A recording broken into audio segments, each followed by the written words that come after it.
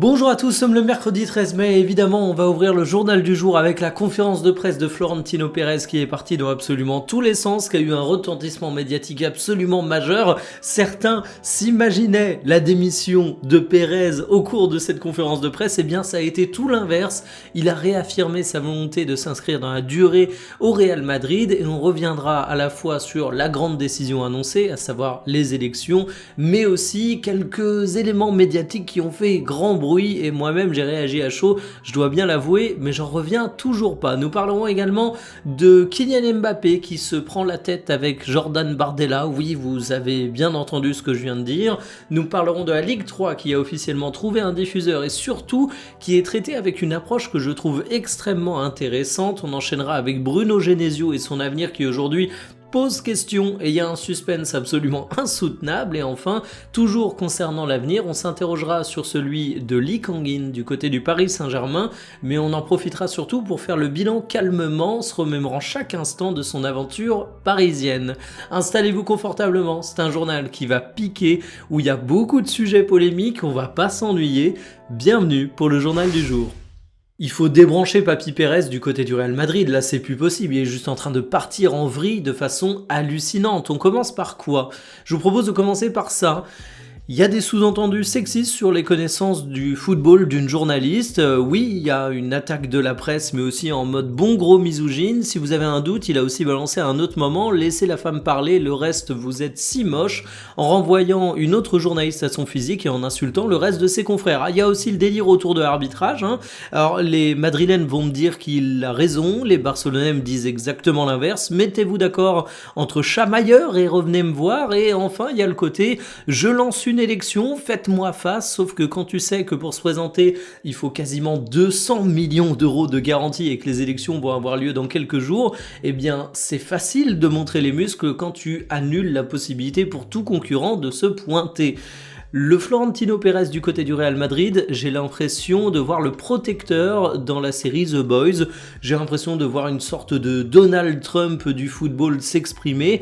C'est complètement fou et j'ai l'impression surtout qu'il n'est pas sénile le Florentino Pérez, mais qu'il met en place une stratégie simple, le seul contre tous. Les arbitres sont contre le Real Madrid, la presse est contre le Real Madrid, la Liga est contre le Real Madrid et vous savez ce qui est le pire dans cette histoire, c'est que je suis persuadé que bon nombre de supporters du Real Madrid vont tomber dans le panneau et vont suivre aveuglément Florentino Pérez.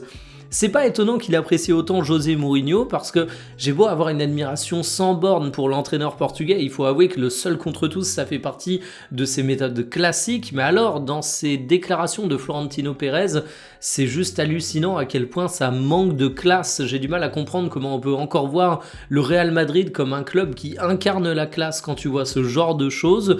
En plus, dans la conférence de presse, on sent un homme qui est fatigué, qui a le poids des années, parfois il cherche ses mots, il a du mal à s'exprimer, il est toujours sur la défensive, c'est absolument hallucinant. Le Real Madrid ne sortira évidemment pas grandi de cette séquence. On a beaucoup parlé des problèmes autour de Kylian Mbappé, on a ensuite beaucoup parlé des problèmes avec la bagarre entre Valverde et Tchouaméni, mais il y a ce bon vieux Elias qui a fait un tweet où il listait les problèmes structurels du Real Madrid et comme vous pouvez le voir, ils sont très très nombreux. Eh bien, je suis pas sûr que ce soit avec la stratégie de communication de Florentino Pérez que le Real prenne la bonne voie pour se sortir de ce bourbier. Mbappé contre le Rassemblement National, ça se joue dans le magazine Vanity Fair. Alors oui, il y a une une qui est grrr, j'ai envie de dire, j'ai jamais compris ce délire, mais on dira sobrement qu'en même temps, je pense pas être la cible. Reste que le contenu de cette interview est particulièrement intéressant et que ça a déclenché un petit tweet de Jordan Bardella, le président et futur candidat pour le Rassemblement National, et il s'est fait détruire en réponse. J'ai envie de dire que c'est beau, le mec a réconcilié les supporters du PSG avec Mbappé. Je suis très fier du monde du foot quand je vois les retours, mais concrètement, qu'est-ce qu'a dit Kylian Mbappé pour déclencher une telle réaction du candidat du Rassemblement National? Eh bien en fait, Kylian Mbappé s'est exprimé sur le fait que les joueurs de foot avaient le droit de s'engager. Il faut pas oublier qu'un joueur de foot, avant tout, c'est un citoyen. Vous avez le droit à la parole. En commentaire de cette vidéo, vous allez pouvoir donner votre avis politique. Moi aussi, j'ai le droit à la parole, je peux dire ce que je pense dans cette vidéo. Et vous savez quoi? Kylian Mbappé aussi, il a le droit à la parole. Sa parole ne vaut pas plus, mais elle ne vaut pas moins qu'un autre. Et c'est ça que dit Kylian Mbappé. Et là où en 2024, lors de l'Euro, il avait parlé de la montée des extrêmes au pluriel, une formule que personnellement j'apprécie pas du tout, vous imaginez pourquoi. Ici, il est beaucoup plus explicite et il va cibler le Rassemblement national en faisant part justement de sa peur pour le pays, pour la France, de voir un tel parti monter. Alors chacun se fera son avis sur la question, mais en tout cas, il faut au moins reconnaître une chose à Kylian Mbappé, c'est qu'il ne se cache pas, c'est qu'il est assez explicite dans son engagement, et ça, je considère que c'est tout à son honneur. Des entraîneurs qui peuvent eux-mêmes demander un contrôle de la VAR une fois par match, est-ce que ça vous tente? Eh bien j'ai une bonne nouvelle, si votre réponse est oui, ce sera mis en place dès la saison prochaine en Ligue 3. La Ligue 3 a d'ailleurs officiellement trouvé son diffuseur, comme attendu ce sera Ligue 1+. On a une grande réforme du national et je trouve que la 3F est en train de mettre en place des choses extrêmement intéressantes. En fait, la Ligue 3 est perçue comme un laboratoire pour tenter des choses sur le football. On a cette demande à la VAR qui va être possible pour les entraîneurs, mais on apprend également que la FFF avait demandé la possibilité de mettre en place des exclusions temporaires. Là-dessus, ils sont en attente de l'IFAB parce que bien évidemment, tu peux pas mettre en place tout ce que tu veux automatiquement comme si tu avais les pleins pouvoirs sur le football. Et ça montre quand même qu'il y a une envie de faire de la Ligue 3 quelque chose d'intéressant. Tu rebrandes totalement le championnat, tu lui donnes accès à une plateforme de diffusion qui est intéressante parce que les suiveurs de Ligue 1 sont sur Ligue 1+, ils peuvent être intéressés par la Ligue 3, il y a quand même pas mal de belles équipes, et t'ajoutes à ça la couche un peu laboratoire, franchement je trouve que ça va dans le bon sens. On critique beaucoup le football français quand il y a des décisions bidons qui sont mises en place, et bien ici j'ai envie de leur rendre hommage. Il y a un multiplex qui sera présent le samedi à 15h pour suivre énormément des matchs de ce championnat. Il a jamais eu une grande visibilité, mais là j'ai quand même l'impression qu'on met en place beaucoup de choses pour lui accorder l'image qu'il mérite, donc franchement moi je suis chaud et je vais suivre ça à partir de la saison prochaine. Le LOSC ou l'OM pour Bruno Genesio. Alors si vous suivez pas beaucoup l'actualité footballistique, j'avoue que cette question a un peu semblé de nulle part, mais en réalité, elle est assez logique. Aujourd'hui, Bruno Genesio est en fin de contrat du côté du LOSC et même si l'entraîneur parvient à première vue à ses objectifs, eh bien il y a une grande incertitude sur son avenir. On a aujourd'hui un LOSC qui est sur la 3e position du classement de Ligue 1, qui est donc sur le podium, qui va donc accéder à la Champions League s'ils arrivent à confirmer ça à la toute fin. Mais la communication d'Olivier Létang, le président de Lille, va pas forcément dans le sens d'une prolongation automatique, très loin de là, et on a même le journal L'Équipe qui nous annonce que la tendance est plus à une séparation entre les deux parties. Et c'est là qu'intervient l'Olympique de Marseille qui flaire la bonne affaire, un Olympique de Marseille qui a totalement renouvelé sa direction, et la nouvelle direction sportive va dans le sens de privilégier un profil français selon les dernières rumeurs, et là il faut avouer que ce bon vieux Pep Genesio, il coche pas mal de cases. Déjà une expérience incomparable en Ligue 1, il a entraîné l'Olympique Lyonnais, il a entraîné le Stade Rennais, il a entraîné le LOSC. Ce sont des clubs qui ont eu de belles campagnes européennes. Donc en fait, Genesio, il connaît parfaitement le championnat, il est tout de suite opérationnel, il a l'habitude de projets sportifs qui sont à peu près équivalents à l'ampleur que vise l'Olympique de Marseille pour la prochaine saison.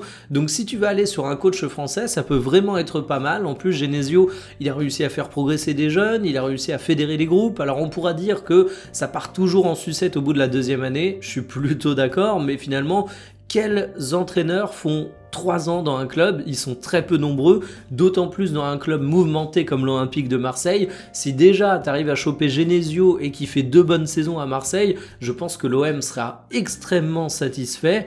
Affaire à suivre, mais je trouve pas la piste complètement déconnante, très loin de là. Il faudra également voir l'avenir au LOSC si Genesio n'est pas gardé.